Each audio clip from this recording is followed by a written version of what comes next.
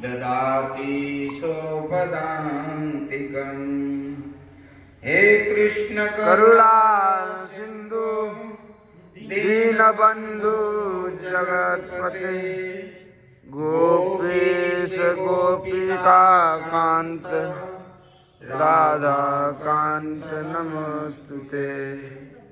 तप्त कांचन गौरांगी राधे वृंदावनेश्वरी वृषभानुसुते देवी प्रणमामि हरिप्रिये। वंशाकल्पतरुभ्यश्च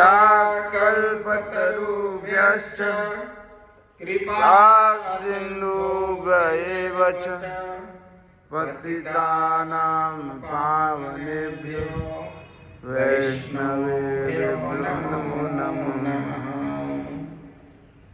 हरे कृष्णा। तो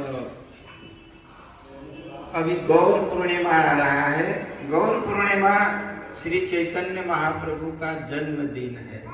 उस दिन भगवान चैतन्य महाप्रभु जो पूरे दुनिया में भगवान के भक्ति का प्रचार किए।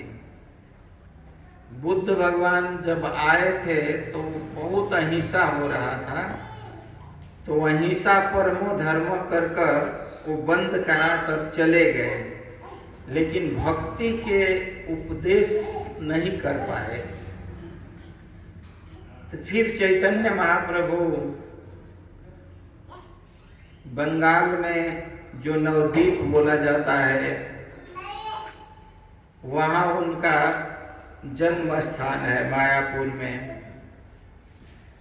तो 24 तारीख की गौर पूर्णिमा मनाया जाता है। उस दिन चैतन्य महाप्रभु ने प्रकट हुए थे। उनके माता पिता का नाम था जगन्नाथ मिश्र और माता का सच्ची देवी।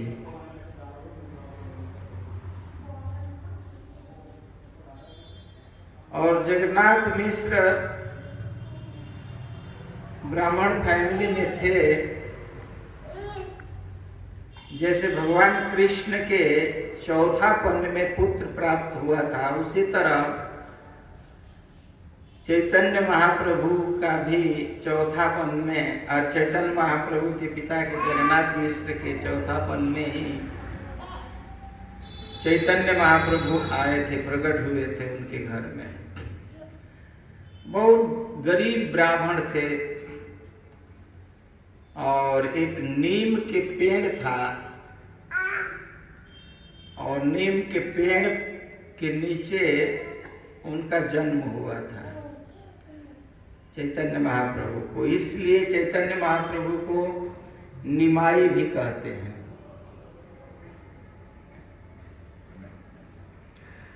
जब चैतन्य महाप्रभु के जन्म हुआ तो रो रहे थे,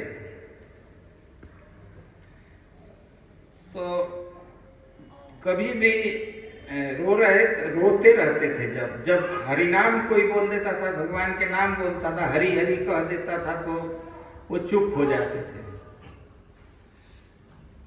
तो जब भी चैतन्य महाप्रभु रोने लगते थे तो गांव की स्त्रियां भी आकर सची माता को हेल्प करती थी।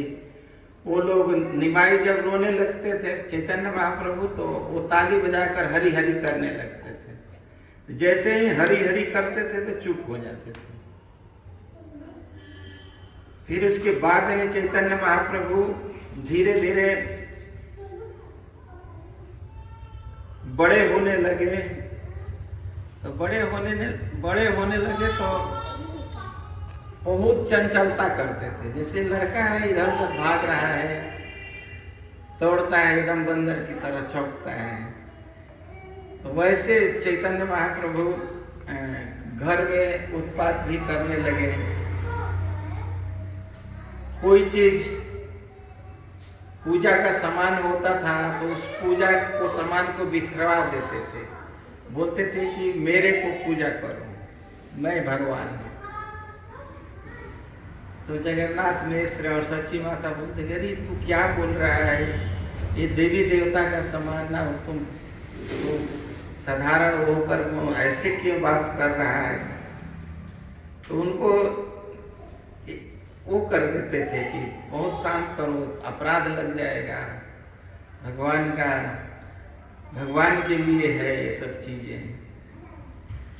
फिर उसके बाद में जब चैतन्य महाप्रभु कुछ बड़े हुए तो लड़कों के साथ गंगा, एकदम मायापुर गंगा के तट पर है,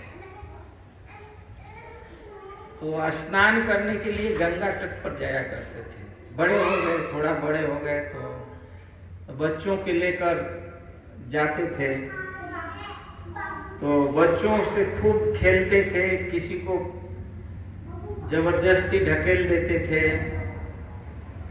जैसे भगवान कृष्ण ने लीला किया उसी तरह चैतन्य महाप्रभु ने बचपन में भी ग्वाल वालों की जैसे लेकर कृष्ण लीला करते थे, उसी तरह चैतन्य महाप्रभु ने नवद्वीप में लीलाएं की। तो जब बच्चे बड़े हो गए, कुछ स्कूल में जाने के लिए हो गए, तो पहले उनका 2 भाई थे, वो लोग विश्वरूप थे, उनका बड़ा भाई था। तो बड़े भाई थे तो कोई साधु आया था और बता दिया, वो सन्यास लेकर बाहर चले गए, वो फिर घर आए ही नहीं। तो उनके पिताजी और माताजी डरते थे कि किसी साधु महात्माओं के संग या स्कूल में, वो पढ़े बहुत विद्वान थे विश्वरूप, उनके बड़े भाई जो थे, तो बोले कि इस लड़के को हम लोग पढ़ाएंगे नहीं तो फिर विश्वरूप की तरह संन्यास ले लेगा, घर से चला जाएगा। तो इनके माता पिता स्कूल में नहीं जाने देते। तो चैतन्य महाप्रभु जाते थे, सभी लड़कों देखते थे कि सारे लड़के पढ़ने जा रहे हैं, हमारे माता पिता नहीं भेज रहे हैं पढ़ने के लिए। तो एक दिन रीजन पूछे माता जी से कि हमको स्कूल क्यों नहीं लेते, जाने क्यों नहीं देते आप लोग स्कूल में, दाखिला करा दो। तो माता जी बोले कि ठीक है, मैं तुम्हारे पिताजी से जगन्नाथ मिश्र से पूछूंगी वो क्या बोलते हैं, हम लोग विचार विमर्श कर कर स्कूल में दाखिला करा देंगे। तो दोनों सची माता और जगन्नाथ मिश्र बैठकर विमर्श करने लगे कि एक तो लड़का इतना पढ़ाए लिखाए और संन्यास लेकर नौकरी भी नहीं किया, और सबसे बड़ा लड़का था और उसको वो संन्यास लेकर बाहर चला गया। फिर उसके बाद में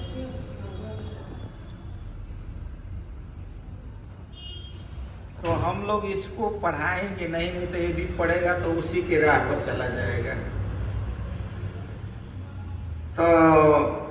तो ये दोनों विचार कर कर टालते रहे चैतन्य महाप्रभु, ठीक है हम लोग नाम लिखवा देंगे। तो चैतन्य महाप्रभु देखे कि ये लोग हमारा नाम नहीं लिखवा रहे हैं स्कूल में, तो चैतन्य महाप्रभु ने, वो लोग आपस में बोले कि ये इसको बुर्बक ही रखा जाए, ज्यादा पढ़ लिख लेगा तो चालाक हो जाएगा। एक दिन चैतन्य महाप्रभु ने क्या किए कि पहले के जमाना में जो बर्तन होता है ना, हाड़ी जो बनाया जाता है मिट्टी का बर्तन में बनाकर उसको फेंक दिया जाता था, दोबारा उसमें नहीं बनता था। तो ऐसे हाड़ी फेंका हुआ था, तो वही में जाकर उन्होंने घूर के ऊपर जो फेंका जाता है ना, वहां पर जाकर वो लौटने लगे और सारा जो जुट्ठा था अपने शरीर में पोतने लगे। तो कुछ बाहर स्त्रियां थी, वो सब देखी कि अरे ये तो जगन्नाथ के लड़का है। देखने में चैतन्य महाप्रभु का शरीर एकदम गोरा रंग का था, गौर वर्ण था, बहुत सुंदर लगते थे। कोई भी गांव की स्त्रियां उनको देखती थी तो उनमें मुग्ध हो जाती थी, उनको देखते ही रहती थी। और उनको चिढ़ाने के लिए, रिझाने के लिए भगवान के नाम लेती थी वो लोग, तो और चैतन्य महाप्रभु खुश हो जाते थे। तो कोई स्त्री आकर बोली कि सची माता कि आपके लड़का ने तो जाकर वो गंदे स्थान पर पूरा वो अपने शरीर में गंदा लगा रहा है। तो वो बेचारी दौड़ते हुए आई कि अरे निमाई तुम ये क्या कर रहा है? आए तो ब्राह्मण के लड़का होकर तुम इतने गंदे स्थान पर जा रहा है, तेरे को समझदारी नहीं है, तू इतना बड़े हो गया है। तो चैतन्य महाप्रभु कह रहे हैं कि तो जानकारी कहाँ से होगा हमको? आप लोग हमें स्कूल तो भेज ही नहीं रहे हैं, तो जिसका जानकारी, जिसके पास बुद्धि नहीं रहेगा पागल की तरह तो रहेगा ना। हमको क्या ज्ञान है? आप लोग तो ज्ञान के लिए हमें स्कूल में भेज ही नहीं रहे हैं, तो हमको पता ही नहीं चलता है कि कहाँ स्वच्छ है, कहाँ गंदा है, कहाँ अच्छा है। जिसके पास ज्ञान और बुद्धि रहेगा वही ना सोच सकता है।